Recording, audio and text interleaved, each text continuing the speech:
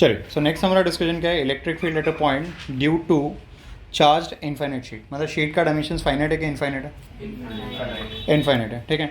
तो मुझे तो चार्ज जब भी आपका इनफाइनाइट हो जाएगा तो यहाँ पे हम लोग पूरे शीट को कभी एनक्लोज कर पाएंगे क्या? कभी कि पार्शियल एनक्लोजर करना पड़ेगा, पार्शियल, राइट। मतलब यहाँ पे this is a case of partial enclosure, you can not enclose the charge completely.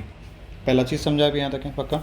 तो समझ लीजिए यहाँ पे ये हमारा एक मेटालिक प्लेट है, क्या प्लेट है हमारे पास में, ये शीट हम लोगों ने कंसिडर किया, और ये शीट कंसिडर करने के बाद में यहाँ पे आपका चार्ज प्रेजेंट है। Let's say this is charge plus Q, ये पॉजिटिव चार्ज है, ये आपका डिस्ट्रीब्यूटेड है सरफेस पे, ठीक है। ये आपका इन्फिनिटी, हर एक डायरेक्शन में इन्फिनिटी तक फैला हुआ है, अंडरस्टूड। आप समझो यहाँ पे अब मुझे होता है ये वन डायमेंशनल डिस्ट्रीब्यूशन है कि two dimensional distribution? Two dimensional. Two dimensional मतलब लीनियर चार्ज डेंसिटी आएगा, सरफेस चार्ज डेंसिटी की volume charge density? Surface charge. तो लेट्स से सिग्मा, तो यहाँ पे sigma is the surface charge density. अच्छा, सिग्मा को हम लोग क्या लिख सकते हैं? Sigma can be written as छोटा सा चार्ज अपॉन छोटा सा area, and this can also be written as total charge upon total area, yes और नो? तो यहाँ से क्या मिल जाएगा? So therefore I can say capital Q can be written as sigma into कितना आएगा? कैपिटल ए आ जाएगा, यस और no? Are we clear in this case? पक्का यहाँ तक समझा? चल, अब हम लोग बात करेंगे किसके बारे में? Will talk about point P, जहाँ पे हमें क्या निकालना है? इलेक्ट्रिक फील्ड निकालना है। So let's say here we have point P and let's say it is at a distance of R from the charge sheet. ये समझा? ये क्लियर है? पक्का यहाँ तक के बात समझा क्या मैंने क्या कहा? तो हमें क्या निकालना है? पॉइंट पी आपका डिस्टेंस आर पे है और यहाँ पे हमें इलेक्ट्रिक फील्ड निकालनी है। Are we clear in this case? पक्का समझा? सिचुएशन समझा? अच्छा, अब यहाँ पे हमें क्या करना पड़ेगा? हमें गॉसियन सिलेंडर यूज़ करना है। अब गॉसियन सिलेंडर बनेगा कैसे, पहले वो समझ लेते हैं। हम क्या करेंगे? We are going to take a small area A O here, ठीक है। यहाँ पे हमने क्या किया? एक छोटा सा एरिया कंसिडर किया। लेट्स से दिस एरिया कितना है आपका? Capital A. और जितना एरिया आपका यहाँ पे है ना, जितना पॉइंट पी आपका राइट साइड में है, उतना ही आपको क्या लेना पड़ेगा? नहीं तो एक काम करेंगे, will make a cylinder like this, और यहाँ पे हम लोग सिलेंडर बनाएंगे इस तरह से, देख रहे हैं? तो इतना एरिया हम लोगों ने एनक्लोज किया, यस और no? Are we clear in this case? ना सी दिस अरेंजमेंट, इतना एरिया हम लोगों ने एनक्लोज किया like this. So here we have point P and this is surface area, understood? Are we clear in this case? अच्छा, लेकिन मुझे बताओ गॉस थ्योरम के हिसाब से चार्ज कैसा चाहिए? Charge should be on surface और charge should be enclosed, enclosed. तो मुझे बताओ ये जो पार्ट दिख रहा है आपको प्लेट का, ये एनक्लोज हुआ कि सरफेस पे? सरफेस पे। अच्छा, अब मुझे बताइए गॉसियन सिलेंडर सिमेट्रिक है कि सिमेट्रिक होता है कि असिमेट्रिक होता है? सिमेट्रिक। मतलब मुझे अगर इसको एनक्लोज करना पड़ेगा, मतलब मुझे सिलेंडर का कुछ हिस्सा प्लेट के दूसरे साइड में भी लेना पड़ेगा। लेकिन हमारी प्रॉब्लम क्या है कि गॉसियन सरफेस जो होता है वो कभी भी असिमेट्रिक नहीं लेते हम लोग कैसे लेंगे? सिमेट्रिक। तो हमें क्या लेना पड़ेगा? जितना पॉइंट पी आपका राइट हैंड साइड में है, वैसे ही आपको सिमेट्रिकली एक और पॉइंट क्यू आपको अज्यूम करना पड़ेगा यहाँ पे, है ना? और सिमेट्रिक बनाने के लिए जितना एरिया ये है, उतना ही एरिया पैरेलल एरिया आपको यहाँ पे लेना पड़ेगा। और फिर आपको क्या करना पड़ेगा? यहाँ पे पूरा गॉसियन सिलेंडर आपको ऐसे कंप्लीट करना पड़ेगा, and you need to make sure कि ये जो लाइन पी क्यू है ये एक्सिस ऑफ सिलेंडर बन जाएगी। क्या बन जाएगी आपकी? Axis of cylinder, understood? यहाँ तक समझा? यहाँ तक समझा? हमें क्यों दूसरे साइड में जाना पड़ा? क्योंकि अगर हम यहीं तक सिलेंडर लेंगे तो चार्ज आपका एनक्लोज नहीं होगा।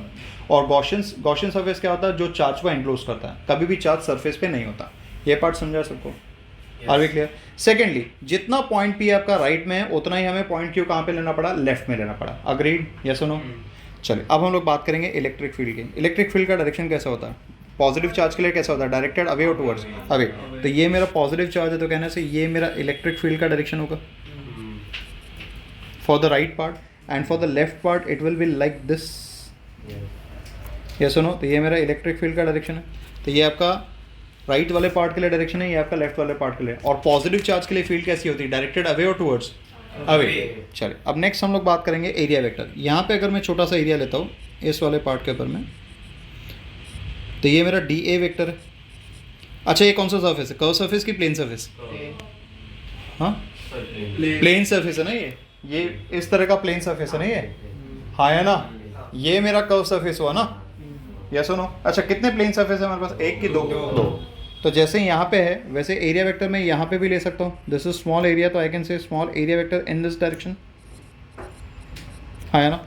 अच्छा, ये हमारा कर्व सरफेस है, अग्रीड? यस और नो? तो अगर मैं कर्व सरफेस के ऊपर में छोटा सा एक पैच लूँ या छोटा सा एलिमेंटल एरिया लूँ, तो तो कहने से एलिमेंटल एरिया मेरा कुछ इस तरह से आ जाएगा. So this is my D A vector, yes और नो. और ये कुछ इस तरह से डायरेक्शन आएगा, यस और no. Are we clear in this case? समझा? अच्छा, अब मुझे बताइए ये जो प्लेन सर्फेस है, प्लेन सर्फेस के लिए ई और डी ए के बीच में एंगल कितना आ रहा है? 0. हाँ या ना? कॉस 0 कितना होता है? 1. अच्छा, look at this part, curve surface के लिए डी ए और ई के बीच में एंगल कितना आ रहा है? 90. What is cos 90? 0. मतलब यहाँ पे कर्व सरफेस के लिए फ्लक्स एग्जिस्ट नहीं करेगा, प्लेन सरफेस के लिए फ्लक्स आपका एग्जिस्ट करेगा. अंडरस्टूड? समझा?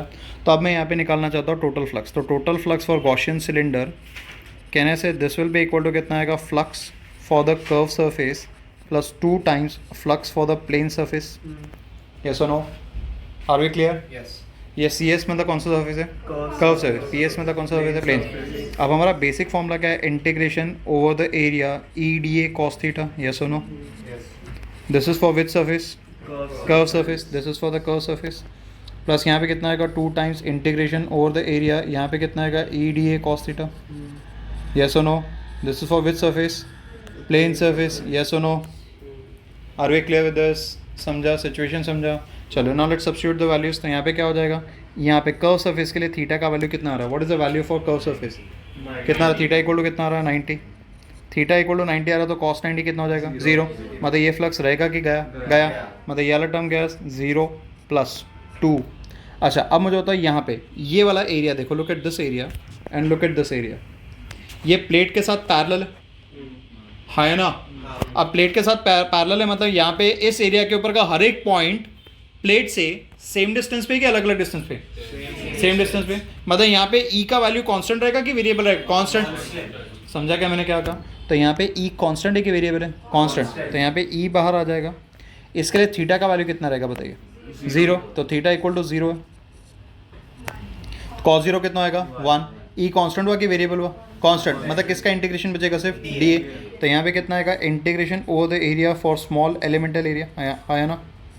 अच्छा, आप छोटे एरिया को इंटीग्रेट करेंगे तो छोटा एरिया कि बड़ा एरिया? बड़ा area.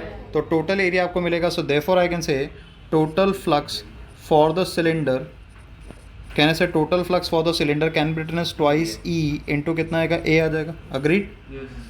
We name this as equation number 1. Yes और no? Now next part that we are supposed to calculate is enclosed charge. अच्छा, मुझे बताए enclosed charge मतलब कहने से हमने इतना रीजन, देखो ध्यान से, ये शेडेड पार्ट को enclose किया.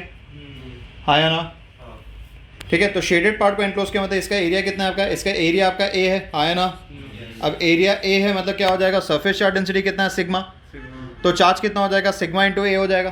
तो एनक्लोज चार्ज कितना हो जाएगा? कहने से it is equal to sigma into A. Yes और नो? और फिर हम लोग अप्लाई करेंगे बाय गॉस थ्योरम. ठीक है. तो I can say by Gauss theorem we can simply say यहाँ पे क्या हो जाएगा? Total flux. Again total flux निकालेंगे and total flux will be equal to कितना आएगा? Enclosed charge, and this enclosed charge has to be divided by epsilon naught. Yes और no? Are we clear with this? तो enclosed charge कितना है आपका? Sigma A, and this has to be divided by epsilon naught. Are we clear? We name this as equation number 2. Yes और no? What next step? Next step क्या रहेगा आपका? किसको equate करना है? 1 इंटू. तो यहाँ पे क्या हो जाएगा? From equation 1 and equation 2 we can simply say यहाँ पे कितना आएगा? Twice E into A. कहना से this will be equal to sigma A upon epsilon naught. कुछ कैंसिल होगा? A cancel. यहाँ पे क्या मिलेगा? So therefore I can say E will be equal to कितना मिलेगा? सिग्मा अपॉन कितना आएगा? 2 epsilon. So this is how you are supposed to find the value of electric field due to infinite sheet. Understood? Are we clear with this part? अच्छा, अब लिखो. Let's move further. ठीक है. ये समझा? Diagram clear है पूरा? या बोलो. ये जो लेफ्ट साइड का है वो पूरा अज्यूम्ड है. हाँ, तो ये भी अज्यूम करना पड़ेगा क्योंकि बेटा हमें गॉसियन सर्फेस सिमेट्रिक बनाना है कि एसिमेट्रिक बनाना है? सिमेट्रिक. तो सिमेट्रिक बनाने, अच्छा सिमेट्रिक बनाने के लिए ऐसा क्यों करना पड़ा?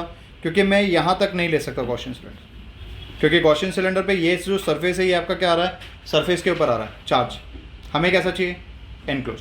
मैं थोड़ा सा भी राइट में नहीं लेके जा सकता. क्यों? क्योंकि मुझे सिमेट्रिक चाहिए पूरा. ये सिमेट्रिक मतलब जितना आपका शीट के राइट में उतना ही आपका शीट के लेफ्ट में भी होना चाहिए.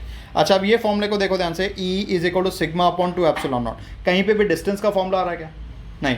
मतलब ये डिस्टेंस के ऊपर डिपेंडेंट है कि डिस्टेंस से इंडिपेंडेंट है? इंडिपेंडेंट. तो we can simply say E is directly proportional to R raise to 0. R raise to 0 मतलब डिस्टेंस इंडिपेंडेंट है.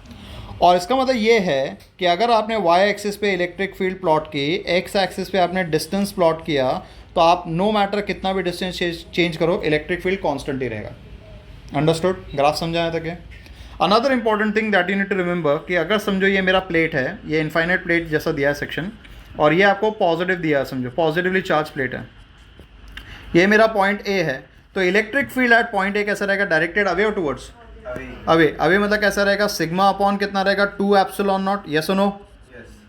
जो this is your electric field eight point A. और वैसे ही अगर ये प्लेट पॉजिटिव की जगह नेगेटिव होता, सिर्फ पॉजिटिव की जगह कैसा होता? नेगेटिव, तो यहाँ पे क्या हो जाएगा? ये आपका पॉइंट ए है। अब मुझे होता फील्ड कहाँ डायरेक्टेड रहेगी? टुवर्ड्स द प्लेट की away from the plate? Toward, मतलब कहने से ये इस तरफ डायरेक्टेड रहेगा। तो this is your electric field at A, this will be again कितना आएगा? Sigma upon 2 epsilon naught. Magnitude भले ही सेम हो, डायरेक्शन रिवर्स हो गया। समझा क्या मैंने क्या कहा? समझा? Are we clear in this case? समझा? सिचुएशन समझा? आपको क्या ध्यान रखना है? तो फॉर प्लेट आपका formula of electric field is sigma upon 2 epsilon not. Positive plate के लिए it will be directed away, negative plate के लिए it will be directed towards.